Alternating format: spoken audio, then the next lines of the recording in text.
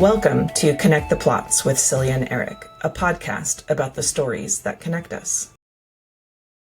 Buddy, I'm Eric Grove, and I'm a writer. And this episode of Connect the Plots is going to go a little bit off the rails. We had some technical difficulties during recording. We'll discuss them as the episode goes on.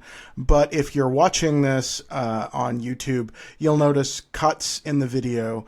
If you're listening to this through a podcast app, you will also notice some continuity jumps. But I wanted to warn you up front that this episode's going to get a little funny. Thanks. 3, 2, 1, and we're live. I'm Eric Grove, and I'm a writer, and this is my friend Cylia, and she is a reader. Today we are plotting after our conversation with Mary Berman. Hi, Eric. Hey, Cylia. I met Mary through this interview. Some of our folks we've interviewed, both of us have known them in one way or the other, and this was the first time meeting Mary, and she was so lovely. Yeah, Mary's great. Mary is awesome. I feel like I have an advantage because I think every single person that we've gotten lined up for the first season are people that I have met at least in passing in person. They're all folks that I am familiar enough with to if I ran into them at a convention to say hi, but some of them are new to you. By the transitive how was property that experience? Of friendship, though. Yeah, but how does that affect how has that affected your podcast experience? I get new friends. This has been awesome.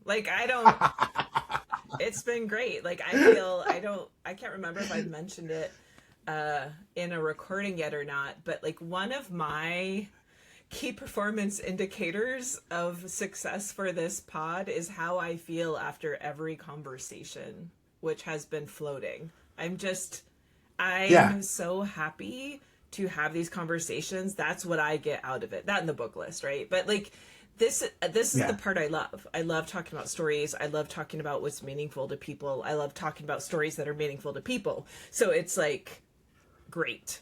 I think my experience with Mary continues my experience with all, at least female horror writers, that the sweetest people have the darkest things in their brain. And I'm here for it. Yeah. No, I mean, Mary is an extremely nice, pleasant, wonderful human being to interact with and write some fucked up shit. And we've definitely, it is we know several of those. I think that's,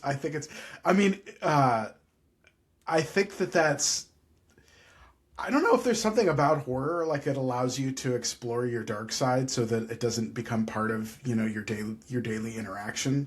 I mean, I'm positive that there are surly, brooding horror authors, but I actually haven't met any of them. All the horror authors that I've met have been, super, they're smiley when they tell you about how they've written a book about a squirrel that decapitates a school or something, an entire school full of children.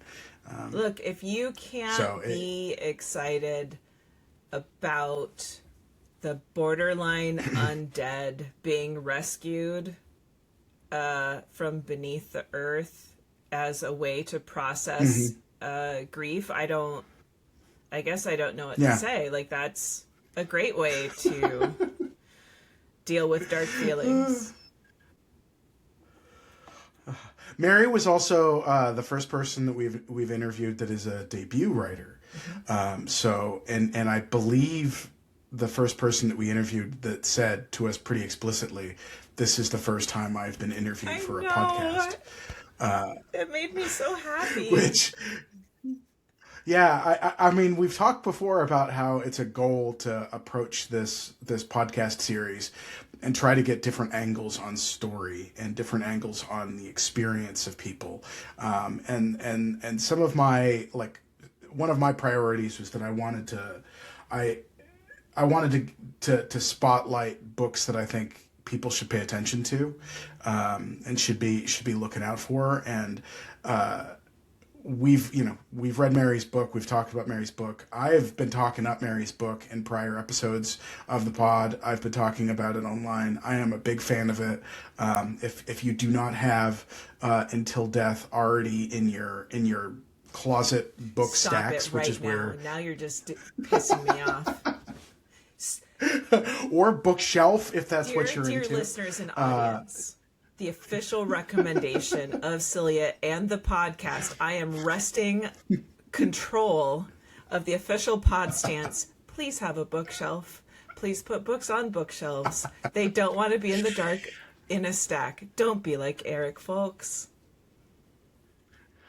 At any rate, if you don't already have, if you haven't already gotten and read your copy of Until Death by Mary Berman, you should put that on your list. Like you should be looking for it when you go to bookstores.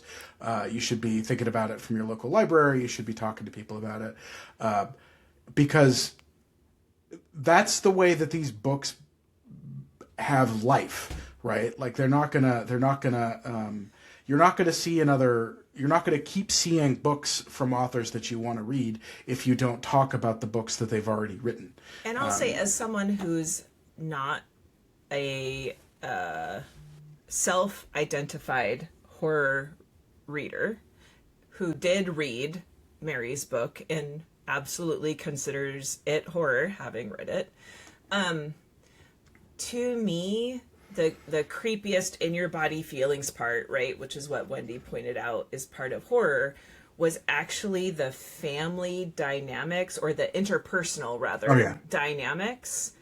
I felt so relieved when the supernatural showed up, because I felt like I had a set of tools from my speculative reading to address that in ways that I was like, that helped me see the allegory and the structure of the rest of the feelings, where it was like too immersive in some ways for me to like parse those out. It actually helped me process the feelings of the book, the fact that it had the supernatural horror aspects of it.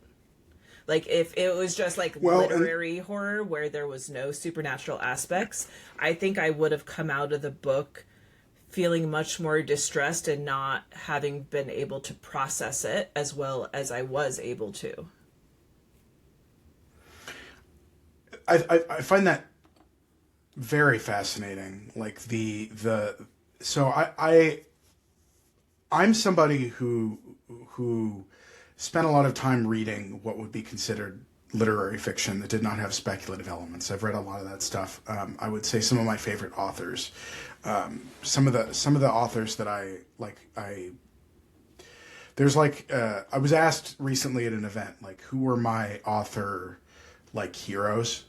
And my approach to that answer is different as a professional author than a reader would be. So my answer as a professional author are authors that are doing things in their career that I want to do in my career. And in particular, the authors that I tend to have the most respect for right now are the authors that seem to be aggressively going their own way without regard to being limited to a particular shelf on the books at the bookstore. And one of them is Michael Chabon, who is one of my early favorite authors. Michael Chabon wrote The Amazing Adventures of Cavalier and Clay, which still is one of my favorite books. I think it won a Pulitzer some time ago, and wrote Wonder Boys, which was turned into a movie that I really like with Michael Douglas and Robert Downey Jr. and Tobey Maguire. And just did a bunch of great literary work that was amazing. And then decided, you know what, I want to write, more like a fantasy book for kids about baseball, and did that. And then said, you know what, I want to write a Spider-Man screenplay, and then did that. And then said, you know what, I want to be involved in Star Trek, and did that. And wanted to write like an alternate reality. I guess you could like kind of a fantasy mashup, but the Yiddish Policeman's Union is one of my favorites, and it takes place in an alternate world where instead of the Jewish state being formed in Israel, it's formed in, I think, Sitka, Alaska.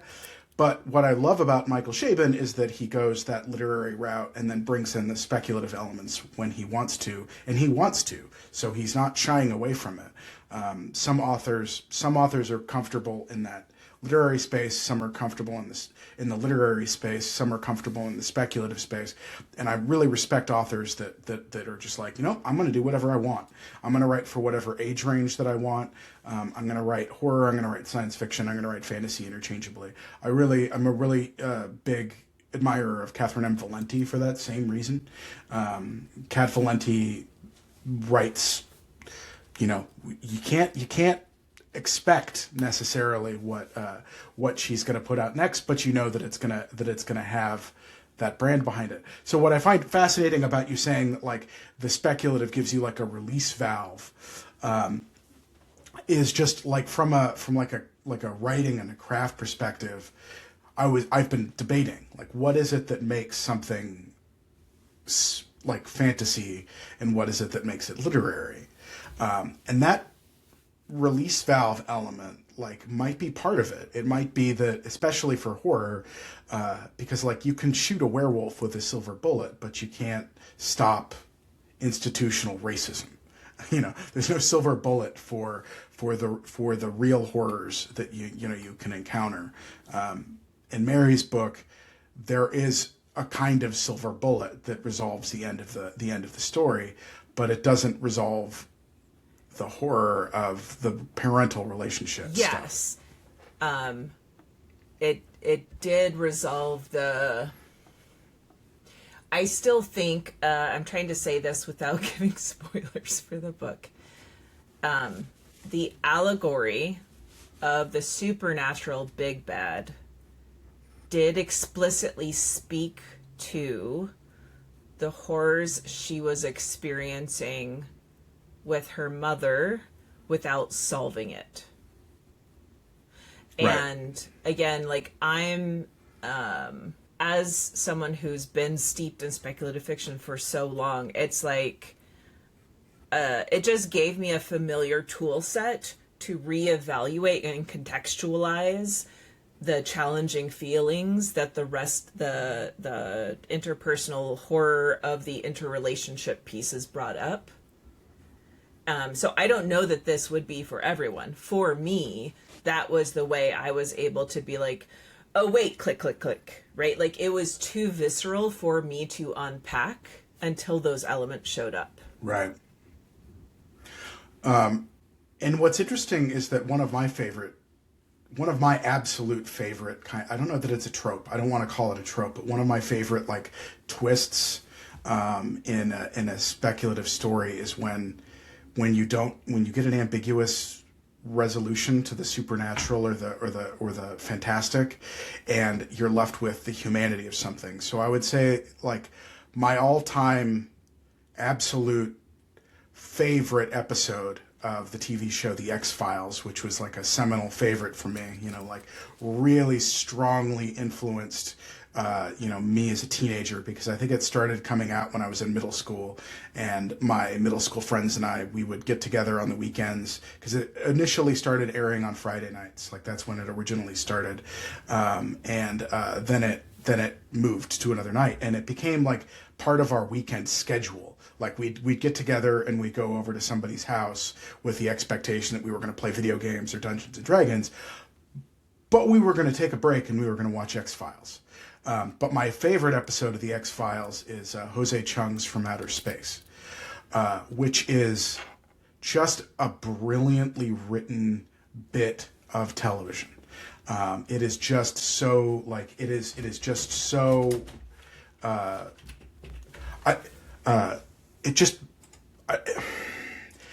you seen this? Have you seen this episode, Celia? Give me more context markers. My smattering of X-Files is very smattering.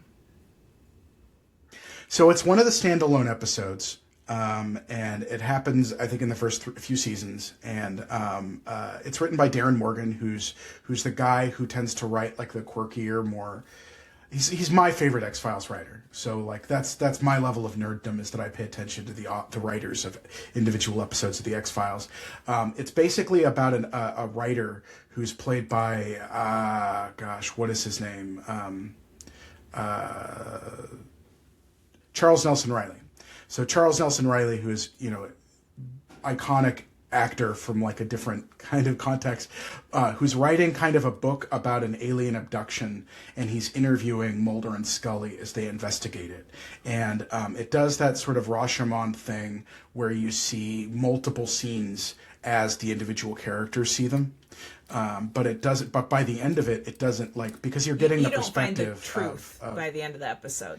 It's just all the different For perspectives. sure. Like, yeah, it's all that. Well, they give their different particular like biases and biased perspectives, and by the end of it, what you're left with is this sort of oof. It actually is like, it gives me tingles when I think about it, because there's like this final montage at the end where Charles Nelson Riley, who is narrating it as Jose Chung, is talking about like what happened to the people at the end of this story, and about how the mystery of this alien abduction affected their lives. And it's, first of all, it's a hilarious episode. So I want to be clear, if anybody hasn't seen it, it has a cameo by two quite famous people kind of playing themselves, and one of them is Alex Trebek, and the other, actually I don't know if he's playing himself, but it has Jesse Ventura in it. But Alex Trebek is explicitly playing himself in one of the kind of alternate tellings, and he's like a government, like, man in black guy. But it's such a great episode, and it is probably. So there's this tension that's built through the entire episode. Like, did aliens actually come? Who was actually abducted? What is the supernatural explanation for this? What is the science fiction explanation for this? And the twist ending, or the twist of the knife ending, is it doesn't matter what happened. Like, the exact details of what happened to this young couple in a car that had this experience, and Mulder and Scully and everybody else in this whole town and the whole world, it doesn't matter what literally happened. What matters is what they took from it, and the way in which it made them, the impact on them, and the way in which that supernatural encounter changed their relationship with themselves and the world. And it's just such a bittersweet note. And so, like, I love those science fiction or fantasy stories where you think that there's going to be like a silver bullet, but the answer is there's no silver bullet. That's. I love that. I appreciate that, and I like it sometimes. I think I would find it challenging to have every single one of the books I read end that way. Yeah, I mean, I think it's one of those things where, like, just like anything in storytelling, like, if you see the same trick over and over and over again, it loses its effectiveness.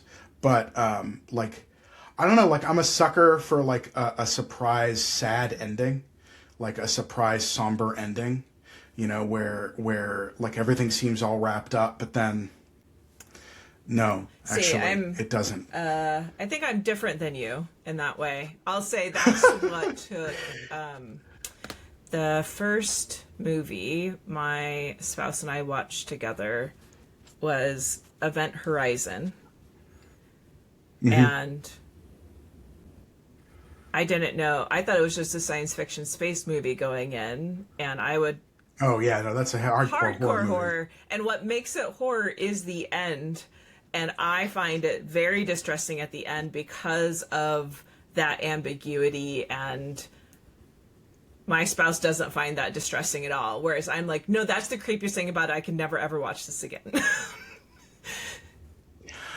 In horror, it's particularly powerful when, because there is a rich tradition in horror, like for slasher stories of, the bad guy getting up. Like the iconic moment at the end of I believe it's at the end of at the end of the first two Friday the 13th movies. Jason Voorhees just like literally you think the story's over, and then at the end of the first one, spoilers for a very old movie, the boy comes out of the lake, like the first Friday the 13th movie. And you can like take note of this for your trivia teams, because the villain and they've made jokes about this in the Scream franchise, but the real villain of the first Friday the 13th movie is not Jason, but Jason's mom.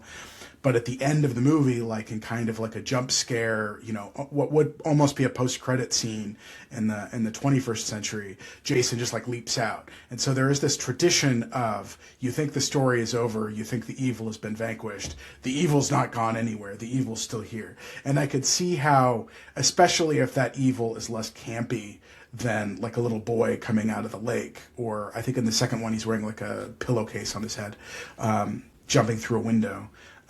I could see how that would be like existentially much more upsetting. The part I think I would like about the episode, having not watched it, although I should go try and track it down, is I love the fact that there is no singular truth. There is only perspectives and context. So I'm thinking about the Apple TV show, The After Party. Have you watched that? Oh yeah, I love that show. That's one of my favorites. Not just the fact that you get every person's perspective on what happened, and it's also a murder mystery, and I like murder mysteries. But it's also like that they take each episode in person's perspective and do it in that genre of genre. It's so good. It's fantastic. So I would really recommend that too. So, fun fact. So my debut novel, which is a science fiction mystery, like quite honestly, watching After Party was one of I went to a lot of places to learn the mystery format, to learn how to write a mystery. But actually, I think that the way that they do it in the After Party, the way that the mystery is delivered with the red herrings and the resolution, that is actually like the plot beats that I looked at and studied, because I loved that show so much, but also I really enjoyed the craft behind it. And it was a show where I watched it with my wife, and I could tell her I was able to anticipate the killer from understanding the structures of mysteries. And in particular, what I explained to her with the After Party, which is my approach to a mystery, which is what is who is the when you're trying to solve the whodunit, what is the character that can be revealed as the whodunit that has the most devastating effect on the protagonist? And not always like their closest relationship, but that hits them where they're the most tender. And I think the After Party does that really well. But yeah, like that. I mean, the X-Files had a handful of episodes where they trot off and they do the subjective versions of truth thing. I love the X-Files. I've never been as big of a fan of the what I guess they would call like the mythos episodes, where they kind of make it more explicit, because that's just not part of the friction of the X-Files, at least in the earlier days of that show, was that Scully could be right. And by a certain point in the show, you're like, Scully, you're just in denial, because obviously the world is full of all of these insane, like at a certain point, Scully has to become a caricature of the position. Like the skeptic becomes impossible to believe. In the beginning, there's an interesting friction, because the viewer is like, oh, the skeptic may be right or she may be wrong. And there's enough out long enough, right? It's given. like, all right, now you're no longer a scientist, you're denying evidence, therefore your cred as a scientist has been undermined. I want to flip, because we skipped over our semi structure of show talk. And although that was an amazing deep dive into literary craft, but I want to hear from you about, we've recently, in the time travel of podcasting, of it all, seen some reviews hit, and I know I've been screenshotting them and texting you, and I'm like, look at it! People are like saying things. Yeah, so I think one of the fun parts about this is that we started recording. I had somebody make a comment like, "Have these guests even watched the show?" It's like, no, because the show wasn't released when we did the Literally, interviews. guys. Like literally, yeah, like literally the first that we've done. We'll have 4 interviews released by the time this comes out, and all of them. Well, we recorded Fonda's closer to when it came out, but everybody else, we recorded those interviews before we released. They absolutely did a trust fall that we knew what the heck we were doing with no evidence. And if you watch the interviews on YouTube, you'll see this more than anywhere else, which is that we did not have our standard opening and ending patter worked out until the 3rd or the 4th recording, and so you'll see some like stitching stuff in that we had to, like some edits that we did in order to make it work. So we've been working on this show for months and months, and now we are starting to finally get the reactions from listeners, friends sometimes, strangers sometimes, about what we're doing, and so far, like, all it's doing for me is it's just sort of making me excited to continue to have these conversations, because my reaction to it is that we did not want to set out to write a scripted podcast. Yes. So this right now is an organic conversation between Cylia and I. You are having the opportunity as listeners to basically, this is what we'd be doing without a camera. Like, we would just be chatting. So we are giving you we are inviting you in to hear what we talk about when we're talking about stories. I did shoehorn us into a structure just for the plotting episode of it all. Yeah. But the actual topics of the conversation are what we had already been talking about along, which is why we thought we could do this. Yeah, so like, and I think that from the beginning, I knew that this would work if we had fun doing it. Other people would have fun listening to it, and that seems to be what we're hearing. But I want to encourage people to review the podcast.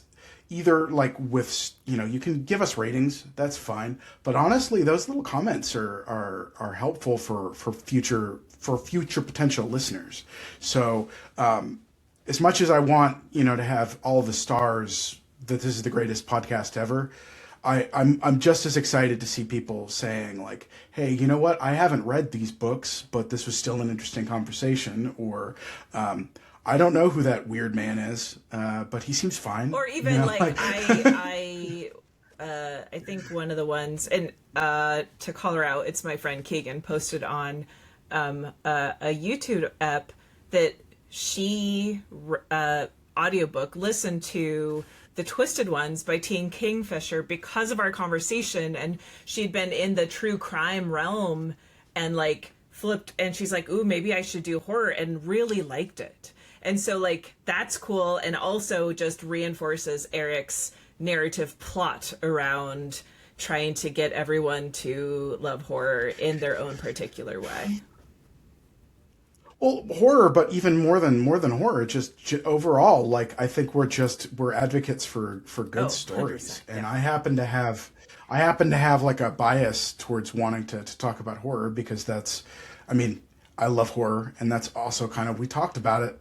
Like, that's something that's a different perspective that I bring. That's a thing that we can talk about on the podcast. That's a thing we can talk about with our guests. But what is the best feedback is somebody enjoyed a story that they may not have come to had we not, taken some time to talk about. So please tell us. That is the review that I'm the most. Please tell us about what stories you ended up liking, or what you appreciated, or even the conversations that you ended up having because of our episode. That would really mean a lot to us. You just taking the time to write about it.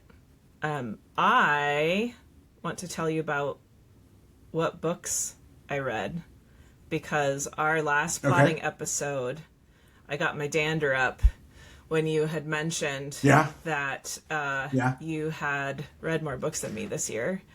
And so I've since that last plotting episode, I have finished another 3 books.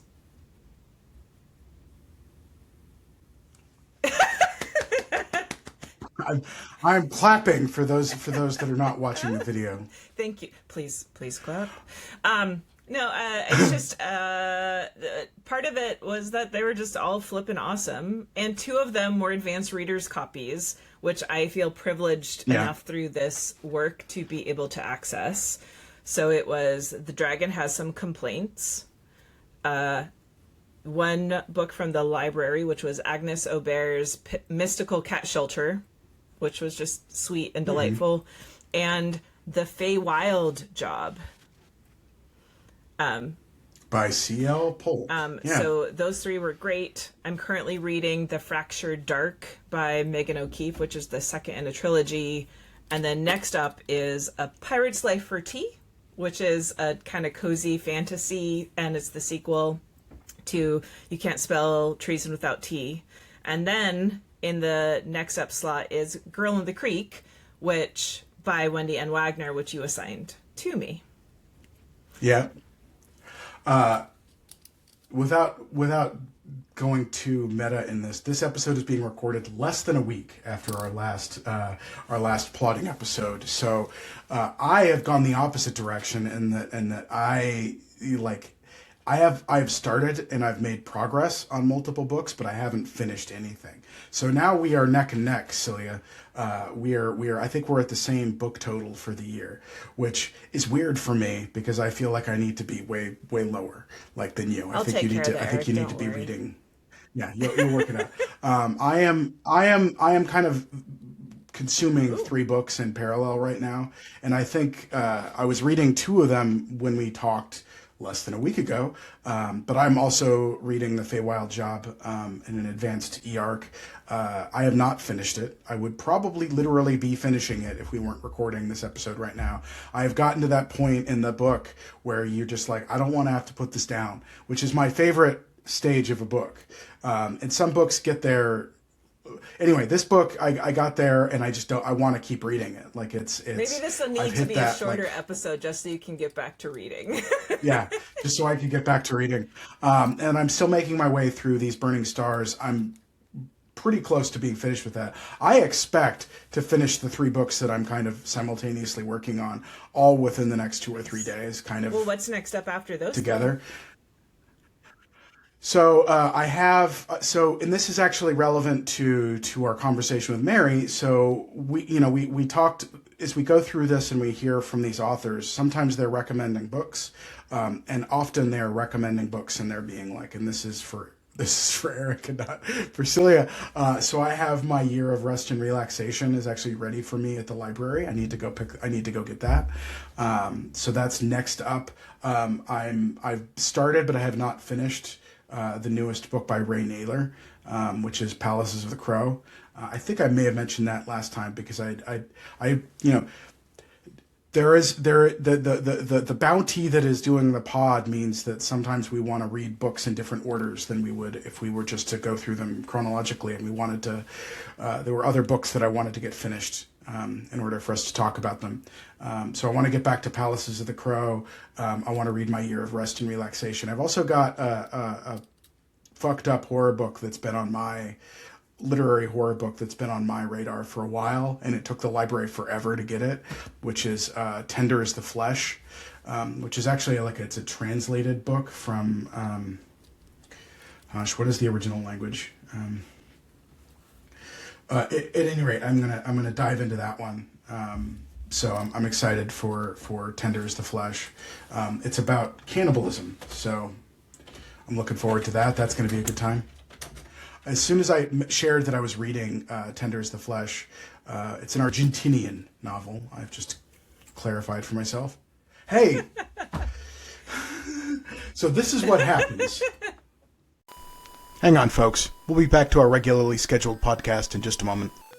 So, if you see the mania in our eyes, there's a reason. That we recorded up to a point. We could even talk when we want to address that. I mean, I think we could talk about it. Yeah. So we were in the midst of recording our this plotting episode for Mary Berman, because there was just a scheduling snafu and we didn't think our interview was going to work out. And then the interview did work out. And I messaged Eric, but he didn't see it. And so then all of a sudden, we have a surprise guest. And we had to stop recording and flip over to the interview. And then the audio gods were mad. And they cursed us. Multiple times. Yeah, this is the meta show commentary that you get on these plotting episodes where we're, if you watch the video version of this, yeah, you'll see that There'll be a weird jump cut, guys, and that's why. And there, yeah, in both this particular plotting episode, and I guess we may as well tease it simply because it's become such a significant thing. We do have an interview coming up that's going to be running shortly from author C.L. Polk, which we recorded literally in the middle of this recording. So, and it's not their fault. It's just not the at all. audio gods. I will be making a sacrifice later. Yeah, no, it's just everything that could go wrong did go wrong. But we're back. We're finishing this up. We're doing it immediately thereafter, so there's at least a little bit of continuity. And again, we only have one thing left to do, Eric. Yeah, we're almost done. Cylia, what do we have left to do? We need to assign each other to add to our book lists. Are you ready for your assignment? I am ready. Bring it on.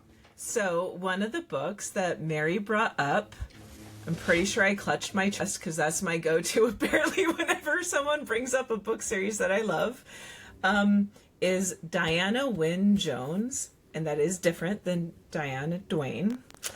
But Diana Wynne Jones wrote The Chronicles of Crestomancy. And so I'm going to assign you the first book called Charmed Life. Awesome. And the assignment that I have for you, we did not talk about with Mary at all. But I kind of came to it inspired by the conversation. So we talked a little bit in this plotting episode about the approach of literary versus non-literary genre stuff, mashup. One of my absolute favorite books of the last 5 years is a book that is extremely experimental and fascinating from like a craft and a storytelling perspective. Like it is approaching writing at an extremely high level, to the extent that like if anybody thought, fantasy books can't actually be innovative or mind-breaking in their complexity. This is just an amazing book. I recommend it I'm giving it to Cylia, but I recommend it to all of our listeners. The book is The Spear Cuts Through Water by Simon Jimenez, which is a standalone fantasy novel from, I think, 2022. But it is a tremendous work. And I am looking forward to discussing it with Cylia when you have an opportunity to read it. I'll add it to our lists. Do we have like any like upcoming other? I mean, we've already teased one of our upcoming guests, C.L. Polk. The Feywild Job is coming out June 30th. Our interview with C should be coming out the week before that, I believe. We're looking at the 23rd of June to run that. And in between Mary's episode and C's episode is... Yes, we are recording an episode with C.N. Custer, who is another debut novelist, somebody that I am excited to talk to. We'll tease more about that episode as we get closer. Remind me when... book comes out on June 23rd. Yeah, so we're trying to coordinate these so that they come out close to the release dates of books, and that's what we're doing in that regard.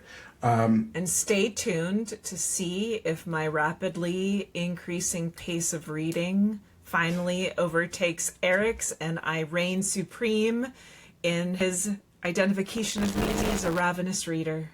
I'm pretty sure that the odds are in your favor for that, Cylia. Until next time, let's just pull the ripcord on this before the ship goes completely down and crashes into the side of the mountain. We did it. All right. Thanks, everybody. You've been listening to Connect the Plots with Cylia Erik. Thanks. Please connect with us on social media. We're Connect the Plots Pod on Instagram, Threads, and Blue Sky. You can also support us and gain access to exclusive content on our Patreon. That's at patreon.com/connecttheplots pod, all spelled out. Thanks for listening. We'll see you next time.